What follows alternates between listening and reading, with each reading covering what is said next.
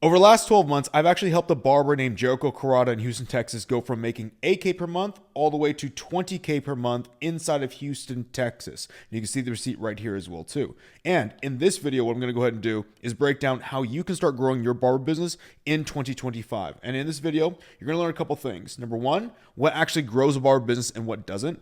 Number two, what gets new clients into your business and what doesn't. And finally, I'll give you some actionable steps that way you can leave this video and actually see some results directly into your business in the next 30 days. Okay. So let's go ahead and start off with, again, what grows the business and what doesn't. Well, to start there, we always have to at least define growth.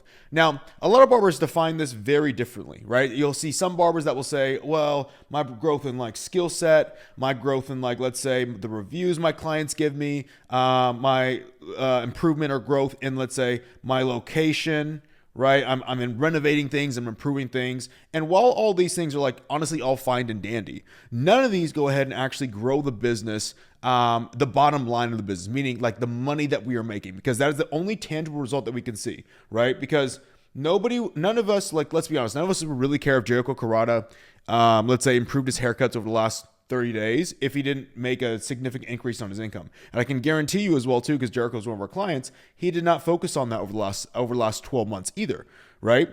And so what we need to figure out is what actually directly affects or influences this result to actually make us more money at the end of the day, because that's what the hell we're doing in business, okay?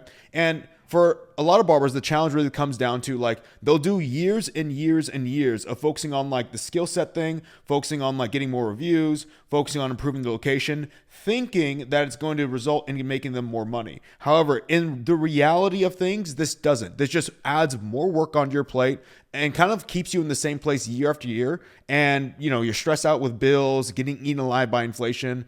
It's not really a good place to be at, right?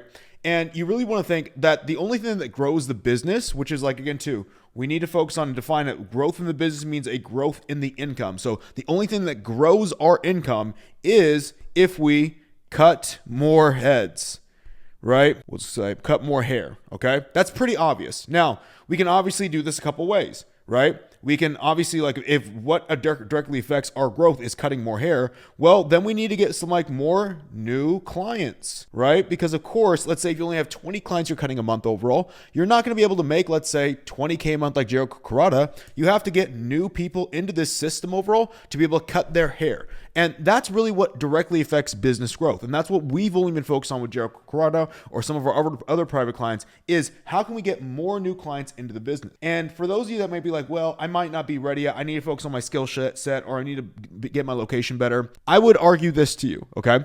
There are barbers out there who cut hair way better than you, have a way better location, that are making substantially less money than you each and every single month.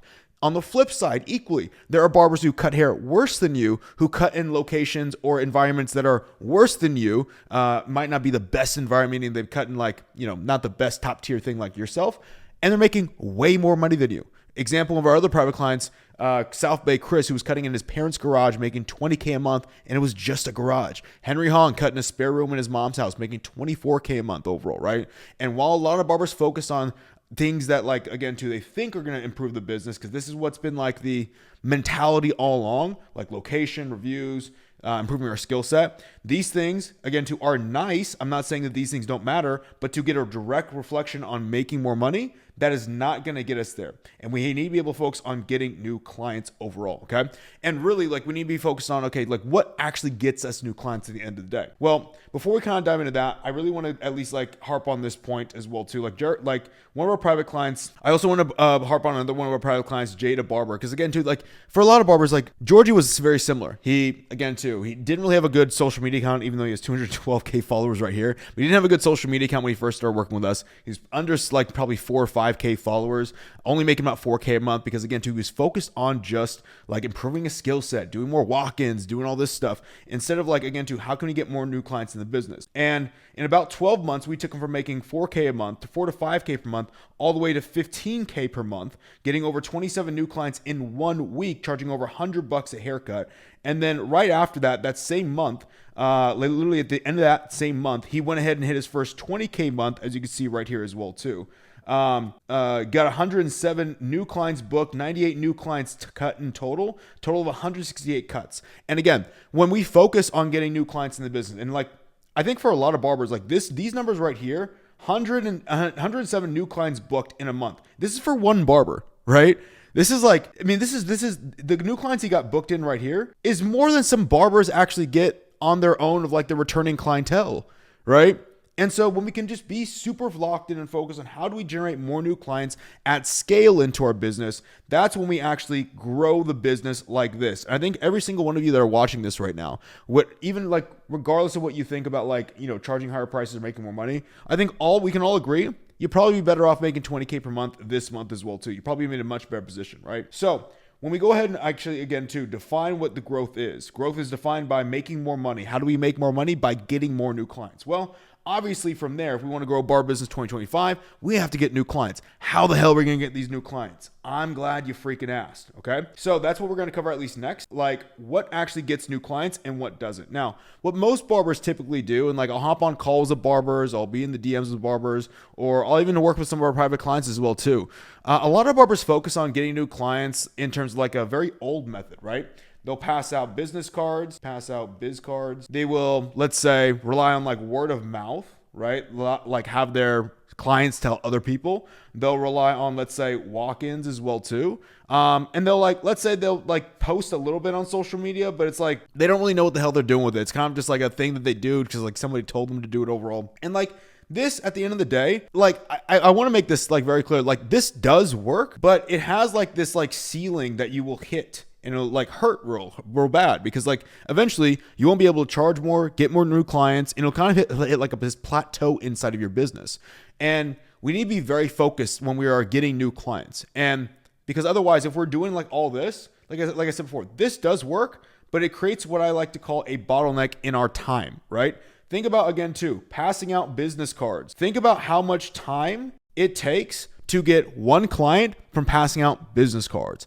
A lot of time. And plus, the time that you are passing out those business cards, you're not freaking cutting hair and making money. What about relying on word of mouth? Again, too, what about the time right here? Well, we're kind of restricted because now we're not really in control of like our client flow. We're allowing our clients to hopefully, and we're praying that they actually tell somebody else, which is not really good. I'm actually going to be like a little bit sad if I have no control in the business, and I'm kind of just like hoping and praying this thing works. Also, if we rely on walk-ins, right, I'm also probably going to be pretty sad because, again, too, these people, walk-in clients, they're typically the people who want to like are shop hoppers and are just going to like look for the lowest deal.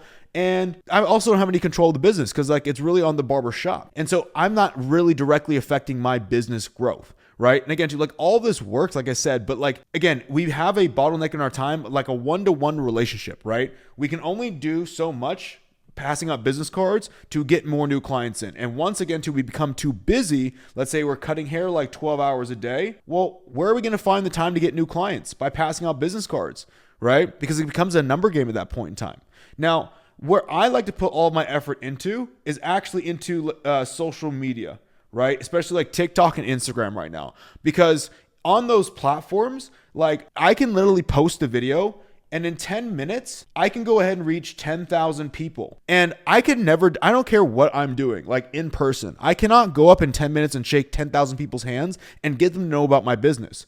And this is what we like to call, this is called high leverage activities. It's also called somewhat like asymmetric warfare.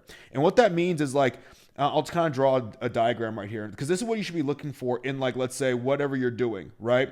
So whenever we are doing anything, there's always an input and an output relationship, right? Let's say again, input is let's say you eat clean, you go to the gym and you take care of your body, you sleep really good. An output would be you have a very great looking body. And so equally, if your input is you eat cake and ice cream, you sleep at all times of the day, you're freaking lazy, you don't do any activity, your output's going to be, you're probably not going to have the healthiest body. And when I look for input-output relationships, I look for let's say the smallest input that's going to allow me to get the biggest output. Meaning when I look at, let's say something like passing out business cards, right? I'll go in I and O for input-output. The input is I have to do a very large amount of input to get a very small output, meaning it's a volume game, right? I have to pass out so many cards, shake so many hands, talk to so many people just to be able to get maybe 1 to 2 new clients, right? Versus on social media, if I make one post that takes me like 10 minutes or so to even create, I can reach 10K people that might produce in that 10-minute time frame, like anywhere from 5 to 10 new clients that day, right? And that to me is a high leverage activity.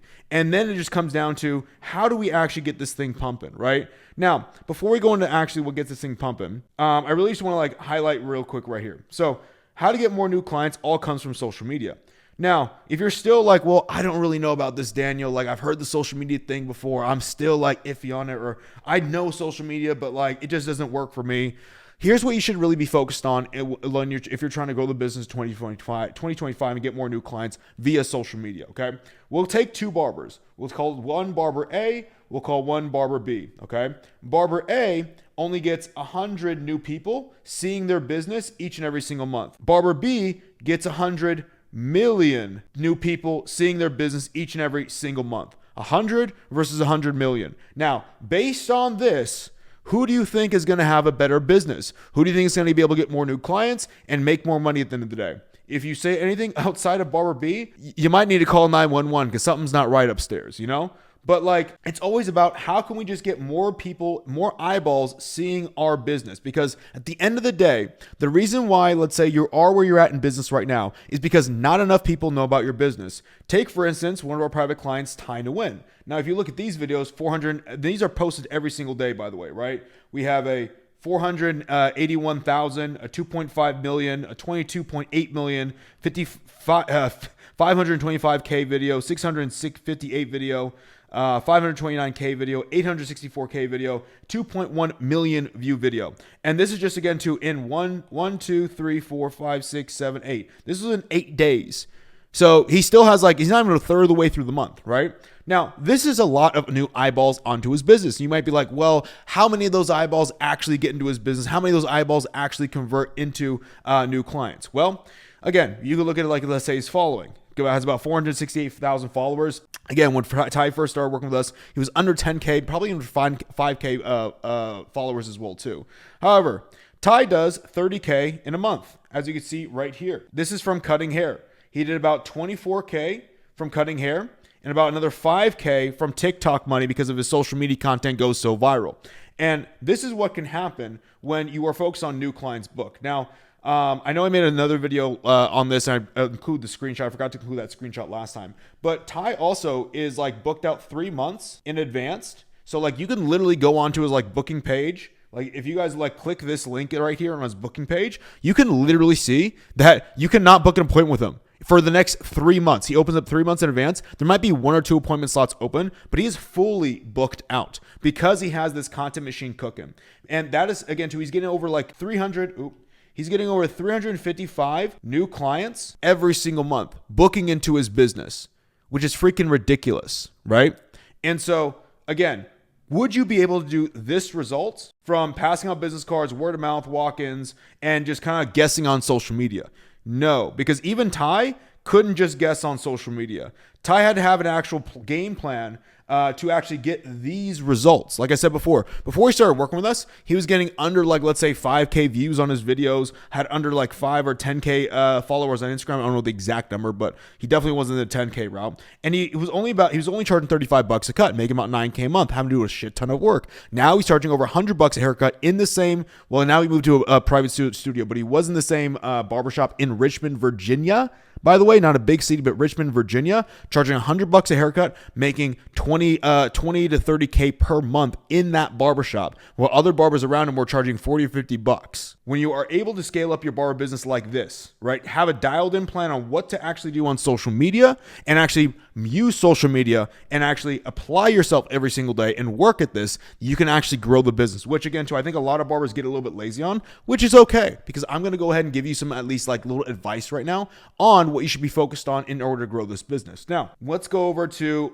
some actionable steps to implement so you can start seeing some results into your business right now. So whenever I let's say I'm working with a barber in our mentorship program, I'm always thinking people will start feeling confident about their work, confident about let's say what they're doing on social media. And I always come back to this. unless you were at 20K per month, you still have more to learn and develop on social media. Because if you didn't have anything more to learn and develop on social media in terms of how to convert on more new clients or scale the business up, you would already be at this 20K per month level.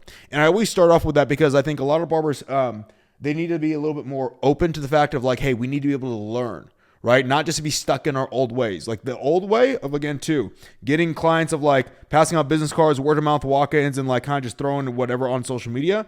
That shit does not fly anymore, unfortunately, right? Like while there are barbers, I mean, you could do it, but like literally, why would you do it when you have barbers like Ty Nguyen, who is doing 30K months overall, right? And literally like Ty is making as much off of TikTok money because of his viral videos, more than some barbers make just off cutting hair in a month. Like that is ridiculous to me, right? So unless you're making 20K per month, you still have more to learn and develop on social media, okay? Now, when I talk to barbers, like a lot of them will think like, oh man, no, my stuff's like going good. I'm like growing the business. I'm like, my social media is popping right now, but like I don't really know why I'm stuck at the same income level. And like I'll just take a look at like, let's say their business, and I'll take a look at their page, and I'll take a look at their numbers. And literally like every single video is at like, it'll be at like this like 4K view range, and they're getting like, let's say, less than like 30 new clients booked per month. And I'm like, no wonder why you can't like get the thing going. Like all this is broken right now, right? And so if you know social media, like if you really know social media, like your business should be growing by 50 to 100 new clients booked per month, month after month. That should be like a KPI or like a goal that you should set for yourself. Be like, until I am there, I am not finished on improving and growing myself. Okay. Now, when I think about, again, too, getting new clients and like actually growing the social media account and getting clients via social media to grow our business, there's really only two things, right? Especially to get like 50 to 100 new clients in our business. And those two things come down to this: our hooks and our showcases. Now, I know everybody kind of knows what a hook is. It's like the first 3 seconds of the video. I'll go into like some actionable advice of what you should actually be looking for on hooks and like how to like kind of like improve your own hooks on your videos, as well as what I mean by an actual showcase. Okay. Because like, I think like a lot of like barbers who are watching this video, like a lot of you will fall into this exact realm. Like, even if you think you're good on this, like I swear, like unless you're doing like 50 to 100 new clients, getting like 20K months, like your best bet of focus is like you have to think about like this: simplicity scales. I know that's terrible handwriting, but like, forgive me. All right. But simplicity scales, complexity fails. And so whenever I'm working with a barber, like I'm always just trying to look at like, what are they doing on their content, and what's the most simplest, easiest way to get them the best result possible. For me, it's always going to come down to like hooks and showcases. And like, again, too, I know the hook is like, we always talked about, everybody knows the first 3 seconds overall. But I think there's one thing that I really want to like dive into this, because I see a lot of barbers who do hooks, they make content, and there's really no improvement on the thing. And I really want you to understand this: the hook is not for you, but for the viewer. So I even say this to people that I work with. Like, I don't give a shit if you think the hook is good. Like, I only care about what the market like says to us and like votes on it. Like literally, like the social media marketplace, it's a voting system, and people are voting on what they think is good and not good. And so if you're not getting likes and like more new clients from like social media, it's like the people are literally telling you your video is not good. And that's perfect feedback for you, because that's going to be a feedback loop to let you know, what do I need to go ahead and fix, right? And I'll kind of show you some things on what you need to be able to do inside of that. Okay. Equally, let's say with the showcase, again, we talked about this is going to be the end result of the haircut. Whenever I think about a showcase, I always think about we need to have like one skill that we're showing off, okay, throughout our entire content. Because if we are showing off, let's say that we do beards, that we do braids, that we do lineups, that we do fades, that we do classic cuts, that we do all this stuff, if you show off that you do 30 types of skill sets, I'm going to be like, what the hell are you even good at? Whereas, let's say if I'm looking for someone who does beards, right? Because I have a beard, and I'm in the Chicago area, well, the first guy that even pops out to me is Mr. Official, because Mr. Official is, in my opinion, one of the best at doing beards, just my personal opinion, right? One of the best at doing beard sculpt, something of what I'm looking for. And so I would want to book an appointment with Mr. Official, right? And you need to have like that same type of like mentality of like, you need to be that polarizing or just like that much of a standout in the marketplace that people know you for one thing. Like if I had long hair, like, you know, like, and I went to like the UK, I'm going to try and hit up Josh LaMonica and try to get a haircut, or Josh OP and try to get a haircut, right? Because those are the go-to guys for longer hairstyles. And so like, you need to be able to think like, I just need to be focused on one skill set and being known for that one thing, right? Because you need to think like generalists don't get paid, specialists do. And even though you like every single barber wants to say like, oh, I should be good at every single haircut, I actually go against that. I'm like, yeah, you should, but it's like you don't need to be able to market that and let the market know that you're good at all haircuts. You just need to let the market know you're good for one haircut, and that because like that point you have all your marketing focused on one clientele, on one person, and you can actually like get those people to book with you at a very high rate. That's how we're going to be able to get again to those 50 to 100 new clients into our business, is because we are just hitting the market over and over and over again. Like Ty Nguyen, all these videos are going and directing towards one type of client in his business, right? Imagine if all these videos were going after like different types of clients overall. I mean, they'd be going off in different directions, right? So like, let's say again too, oh, I'm just messing this thing up. Let's say this is our goal, right? This is for drawing purposes. And this is our content, right?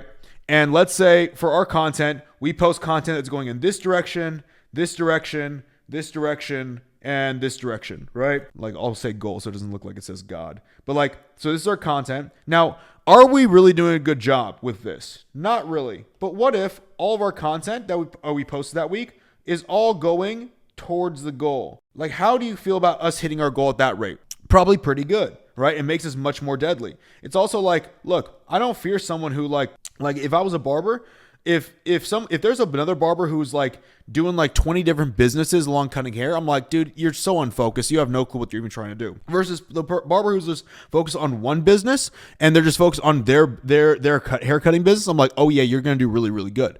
And so I always try to get people to like get like the focus thing. Focus is like your weapon inside of business. And so you want to cut out anything that divides your focus on your skill set, on your showcasing, and on your marketing. Okay.